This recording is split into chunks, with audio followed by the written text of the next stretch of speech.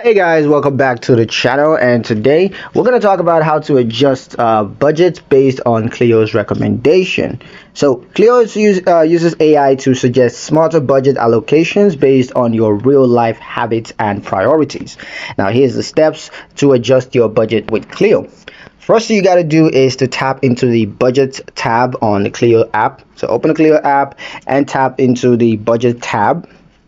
Now, if Cleo suggests adjustments, for example, if they say you're consistently overspending on takeouts, it's going to offer options to, one, increase or decrease category limits, or it could be to reallocate funds for underused categories.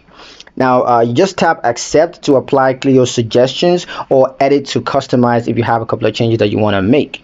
Now, manual adjustments, you could go to each category and tap edit limits. You could just adjust based on what Cleo highlighted. That's probably more for gas, less for dining or whatever. And you can do that if you don't want to use the automatic option. So chat commands, you can give the chat a couple of commands like adjust my budget based on your advice, or change food limit to 200, or it could be update my budget to reflect current habits.